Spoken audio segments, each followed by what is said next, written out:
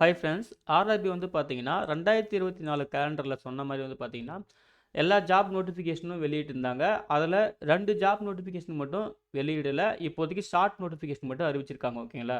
2024ல் ஏஎல்பியிலிருந்து paramedical வரைக்கும் அவங்க job notification வெளியிட்டு ஒரு 4 கேட்டகரிக்கு ஜாப் அந்த எக்ஸாமே வந்து பார்த்தீங்கன்னா கம்ப்ளீட் பண்ணிட்டாங்க. ஓகேங்களா? ஏஎல்பி, அப்புறம் டெக்னீஷியன், அதுக்கப்புறம் பார்த்தீங்கன்னா எஸ்ஐ, அதுக்கப்புறம் ஜேஇ இவங்களுக்கு வந்து பார்த்தீங்கன்னா எக்ஸாம் ப்ராசஸே கம்ப்ளீட் பண்ணிட்டாங்க. ஓகேங்களா? இன்னும் ரிமைனிங் கேட்டகரிக்கெலாம் வந்து பார்த்தீங்கன்னா எக்ஸாம் ப்ராசஸ் அந்த ஷெடியூல் வந்து கண்டிப்பாக விடுவாங்க. அதை எக்ஸ்பெக்ட் பண்ணலாம்.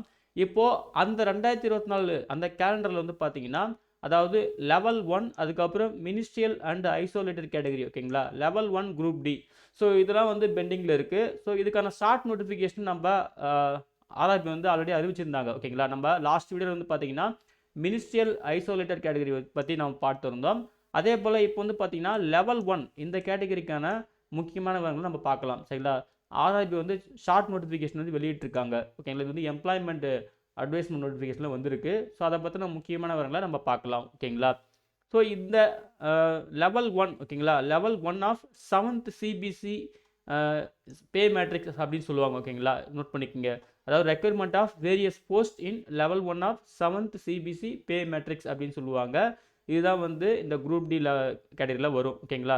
இந்த ஜாப்க்கான அப்ளிகேஷன் வந்து எப்போ வந்து ஓப்பன் ஆகுதுன்னு பார்த்தீங்கன்னா 23 ஜனவரி 2025. ஓகேங்களா? அன்றைக்கி தான் வந்து ஓப்பன் ஆகுது. எப்போ லாஸ்ட் டேட் வந்து பார்த்தீங்கன்னா 22 ஜனவரி 2025 தான் லாஸ்ட் டேட் சொல்லியிருக்காங்க. ஆல்மோஸ்ட் 1 மந்த் டைம் தராங்க அப்ளை பண்ணுறதுக்கு. ஓகேங்களா? அதே போல் இது வந்து பார்த்தீங்கன்னா இப்போதைக்கு டீட்டெயில் நோட்டிஃபிகேஷன் கிடையாது. ஒன்லி ஷார்ட் நோட்டிஃபிகேஷன் தான். இதில் வேரியஸ் போஸ்ட் இருக்குது. ஓகேங்களா? இந்த லெவல் 1ல் வேரியஸ் போஸ்ட் இருக்குது. இதுக்கு இனிஷியல் பே வந்து பார்த்தீங்கன்னா 18,000 இருக்கும் அப்படின்னு சொல்லியிருக்காங்க. அதே போல் இதோட டீட்டெயில்டு போஸ்ட் வைஸ் அந்த எஜுகேஷன் குவாலிஃபிகேஷன் மெடிக்கல் ஸ்டாண்டர்ட் வந்து பார்த்தீங்கன்னா அந்த டீட்டெயில் நோட்டிஃபிகேஷனில் இருக்கும் அப்படின்னு சொல்லியிருக்காங்க. இதுக்கு மினிமம் ஏஜ் லிமிட்லாம் பார்த்து கொடுத்துருக்காங்க. 18 வயசுலேருந்து 36 வயசு அப்படின்னு சொல்லியிருக்காங்க. ஓகேங்களா? அப்பர் ஏஜ் லிமிட்டில் ரிலாக்ஸேஷனுமே இருக்குது. நம்ம அந்த நோட்டிஃபிகேஷனில் நம்ம பார்ப்போம். அதே போல் வேக்கன்சி வந்து பார்த்தீங்கன்னா அதாவது ஆல் ரயில்வேஸ். ஓகேங்களா? எல்லா ரயில்வே ஜோனும் சேர்த்து வந்து பார்த்தீங்கன்னா எவ்வளோ வேக்கன்சி சொல்லியிருக்காங்கன்னா 32,000 வேக்கன்சி சொல்லியிருக்காங்க. ஓகேங்களா? ஆக்சுவலாக இது வந்து கம்மி தான்.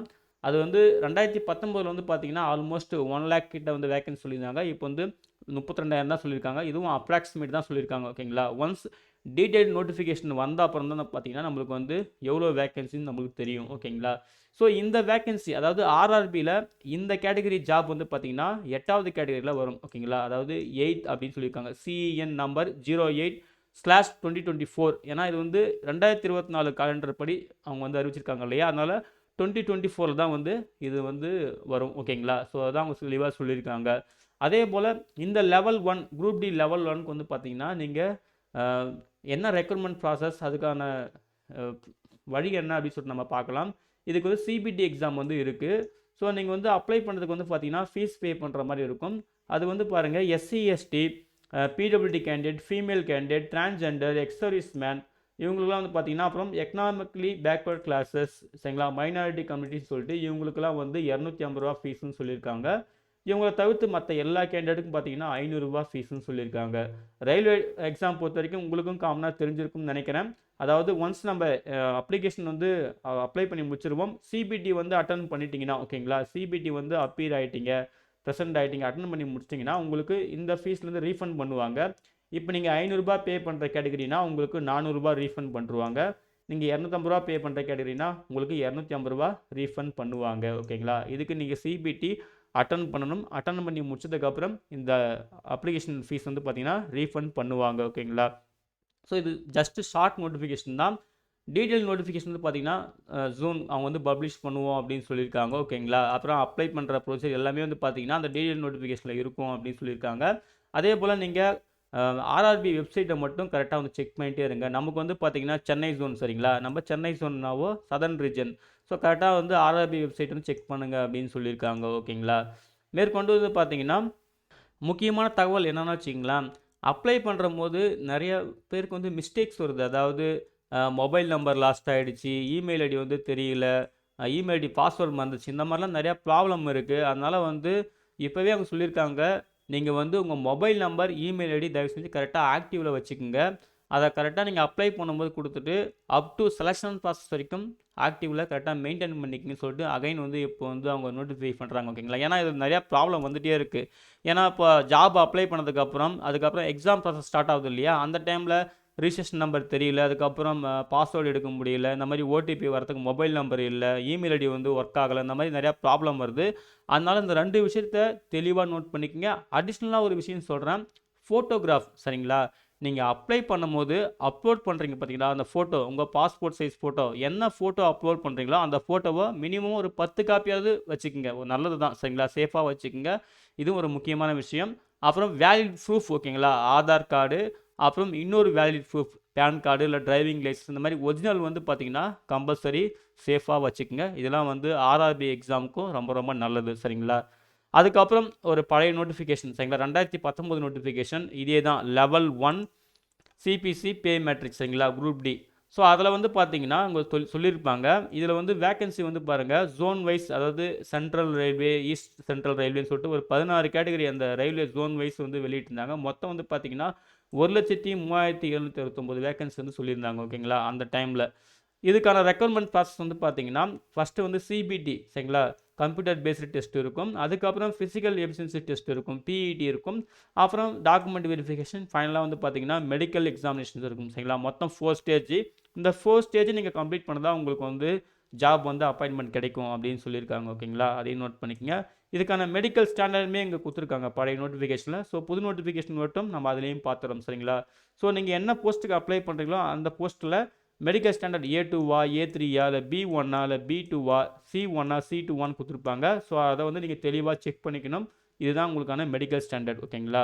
அதுக்கப்புறம் வந்து போஸ்ட்டு போட்டிங்கன்னா லாஸ்ட்டு 2019 வந்து பார்த்தீங்கன்னா மொத்தம் ஒரு 17 போஸ்ட் வந்து அறிவிச்சிருந்தாங்க. ஒர்க் ஷாப்லேருந்து ட்ராக் மெயின்டெனர் கிரேட் 4 வரைக்கும் சொல்லியிருந்தாங்க ஓகேங்களா. இதில் வந்து என்னென்ன டிபார்ட்மெண்ட்டில் வந்து அந்த போஸ்ட்லாம் வருது, அதுக்கான மெடிக்கல் ஸ்டாண்டர்ட் என்ன அப்படின்னு சொல்லிட்டு தெளிவாக சொல்லியிருந்தாங்க ஓகேங்களா.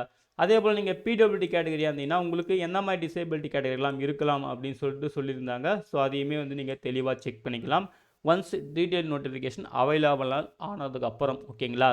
அதுக்கப்புறம் ஏஜ் லிமிட் நம்ம ஆல்ரெடி சொல்லியாச்சு, மினிமம் 18 வயசுலேருந்து மேக்ஸிமம் 33 வயசுன்னு சொல்லிட்டு இது பழைய நோட்டிஃபிகேஷன் சொன்னாங்க. ஆனால் இதில் வந்து பார்த்தீங்கன்னா மேக்ஸிமம் 36 வயசுன்னு சொல்லியிருக்காங்க. ஏன்னா டியூ டு லேட் நோட்டிஃபிகேஷன் இல்லை கோவிட் டைம்னால இருக்கலாம் சரிங்களா. இதுதான் வந்து அவங்க ஆல்ரெடி மென்ஷன் பண்ணிகிட்டே வராங்க ஓகேங்களா.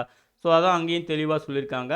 அதுக்கப்புறம் அப்பர் ஏஜ் லிமிட்டில் ரிலாக்ஸேஷனுமே இருக்குது. இதுக்கான கல்வி தகுதி வந்து பார்த்திங்கன்னா அவங்க வந்து பழைய நோட்டிஃபிகேஷன் சொன்னது வந்து 10th பாஸ் பண்ணியிருந்தால் போதும் அப்படின்னு சொல்லியிருந்தாங்க. அல்லது நீங்கள் ஐடிஐ வந்து பார்த்திங்கன்னா நேஷ்னல் லெவல் இல்லை ஸ்டேட் லெவல் ட்ரேடில் முடிச்சிருந்தாலும் நீங்கள் அப்ளை பண்ணலாம். அல்லது நீங்கள் நேஷ்னல் அப்ரெண்டிஸ்ஷிப் சர்டிஃபிகேட் வச்சுருந்தீங்கன்னா நீங்கள் அப்ளை பண்ணலாம் அப்படின்னு தெளிவாக ஒரு 3 ஆப்ஷன்ஸ் கொடுத்துருக்காங்க சரிங்களா. அதே போல் இது வந்து பார்த்திங்கன்னா நம்ம சென்னை ஜோனோட லாஸ்ட் டைம், அதாவது 2019 அந்த டைமில் சொன்ன வேகன்சி மொத்தம் வந்து பார்த்திங்கன்னா ஒரு 9,579 வேகன்சி கிட்ட சொல்லியிருந்தாங்க. அதையுமே வந்து பார்த்திங்கன்னா ஒவ்வொரு போஸ்ட் வைஸாகவும் அதுக்கப்புறம் வந்து பார்த்திங்கன்னா கம்யூனிட்டி வைஸாகவும் சொல்லியிருந்தாங்க. ஸோ இந்த டைம் வந்து 32,000 வேகன்சி சொல்லியிருக்காங்க அப்ராக்சிமேட்டின்னு சொல்லிட்டு. ஸோ வெயிட் பண்ணி பார்ப்போம் நம்ம சென்னை ஜோனுக்கு வந்து எவ்வளோ வேகன்சி அவங்க சொல்ல போகிறாங்க அப்படின்னு சொல்லிட்டு ஓகேங்களா. ஸோ இவ்வளோ தான் ஃப்ரெண்ட்ஸ். இதுதான் வந்து பார்த்திங்கன்னா இந்த குரூப் டி லெவல் 1 ஓகேங்களா. இதில் வந்து இந்த நேம் வந்து நோட் பண்ணிக்கங்க, அதாவது requirement of various post in level 1 of 7th CPC pay matrix அப்படின்ற அந்த லைனை வந்து நோட் பண்ணிக்கங்க. இதுவுமே ரொம்ப இம்பார்ட்டன்ட். அதே போல் இதோட அந்த ரெக்யர்மெண்ட் நம்பர் நோட்டிஃபிகேஷன் நம்பர் வந்து பார்த்தீங்கன்னா 08/2024 ஓகேங்களா. இது வரைக்கும் அவங்க வந்து 7 நோட்டிஃபிகேஷன் வெளியிட்டாங்க. இது 8வது நோட்டிஃபிகேஷன் சரிங்களா. அதை தான் வந்து நம்ம இந்த நோட் பண்ணிக்கணும். ஸோ இவ்வளோ தான். இதுதான் வந்து ஒரு பேசிக்கான இன்ஃபர்மேஷன், அதாவது இந்த குரூப் டி லெவல் 1ஓட பேசிக்கான இன்ஃபர்மேஷன். ஒன்ஸ் டீட்டெயில் நோட்டிஃபிகேஷன் வந்ததுக்கப்புறம் ஓகேங்களா நம்ம அதை பற்றி இன்னும் டீட்டெயில்டாக பார்க்கலாம், என்னென்ன விஷயம் சொல்லியிருக்காங்க. அதுக்கப்புறம் வந்து சென்னை ஜோனுக்கு எவ்வளோ வேக்கன்சி இருக்குது, எத்தனை போஸ்ட் இருக்குது அப்படின்னு சொல்லிட்டு இன்னும் டீட்டெயில்டாக பார்ப்போம். இப்போதைக்கு இந்த பேசிக்கான இன்ஃபர்மேஷன் நீங்கள் தெரிஞ்சுக்கலாம் சரிங்களா. அவ்வளோதான் ஃப்ரெண்ட்ஸ். ஸோ இதுதான் வந்து உங்கள்கிட்ட ஷேர் பண்ணிக்கலாம் இருந்தேன்.